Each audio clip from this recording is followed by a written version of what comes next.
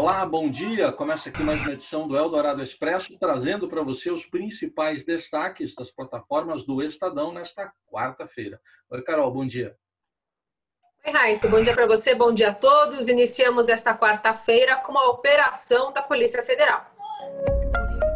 Uma nova fase da Lava Jato que desta vez mira em escritórios de advocacia, entre eles de Frederico Wassef, ex-advogado da família Bolsonaro, Cristiano Zanin, advogado do ex-presidente Lula, e Ana Tereza Basílio, advogada do governador afastado do Rio, Wilson Witzel. Só que os políticos não são investigados.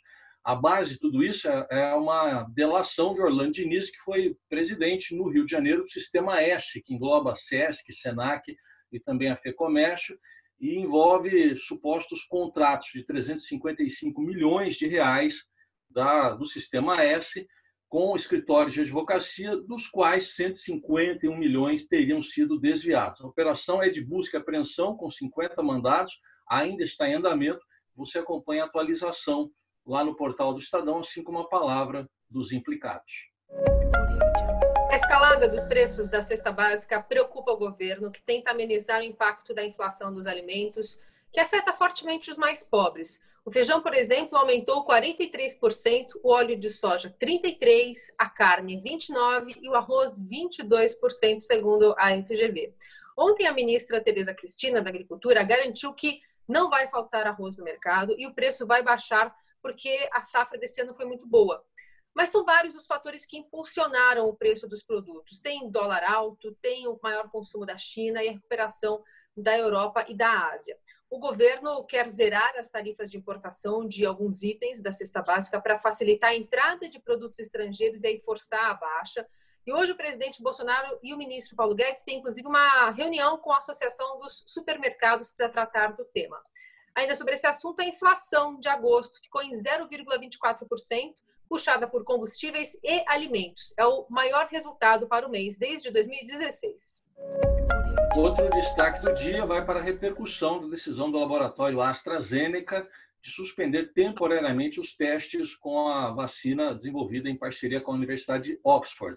É uma decisão de rotina diante de um caso de uma reação adversa que houve em um paciente na fase de testes, mas a repercussão é ampla, principalmente considerando que esse anúncio veio horas depois de o ministro da Saúde aqui do Brasil, Eduardo Pazuello, ter dito que espera começar a vacinação em janeiro do ano que vem. E hoje, a Organização Mundial da Saúde destacou que provavelmente a vacina só esteja disponível, uma vacina só esteja disponível para a população em geral em 2022, embora grupos de risco possam, na avaliação da OMS, começar a receber a imunização ainda em 2021. Quanto aos números da pandemia no Brasil, o consórcio de imprensa atualizou os dados, são 127.571 mortos e mais de 4.165.000 casos confirmados, embora a média móvel venha caindo nesses últimos dias, a média móvel de mortes e também de casos confirmados.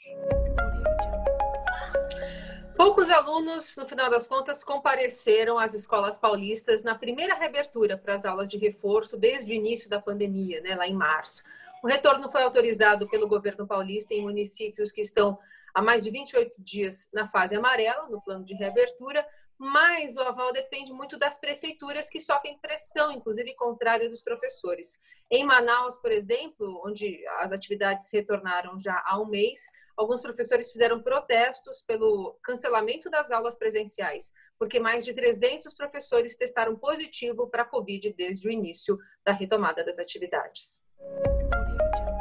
No esporte, em destaque, mais uma rodada do Campeonato Brasileiro, que tem um jogo importante hoje na disputa pela liderança do campeonato. O São Paulo recebe o Bragantino no Morumbi. Se vencer, o São Paulo vira líder, pelo menos até amanhã, quando o Internacional, que é o atual líder, entra em campo. Hoje também tem um confronto interessante entre o Santos e o Atlético Mineiro, o Atlético dirigido pelo ex-técnico santista, o Jorge Sampaoli, o argentino. E tem Flu-Fla hoje.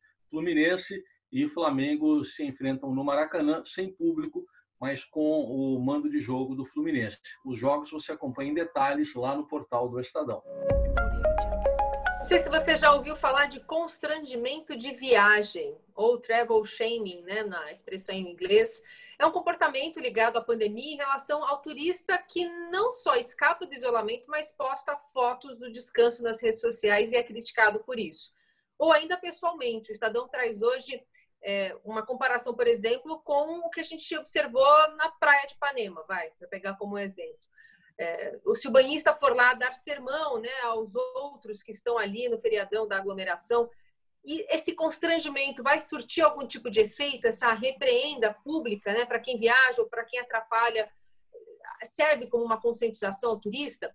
Os cientistas, os pesquisadores entendem que esse protesto pouco tem efeito, mas esse é um assunto né, no caderno Na Quarentena do Estadão desta quarta-feira. Eu convido você a acompanhar. Estes e outros assuntos, então, você acompanha nas plataformas do Estadão. Uma ótima quarta. Até amanhã. Tchau. Boa quarta-feira.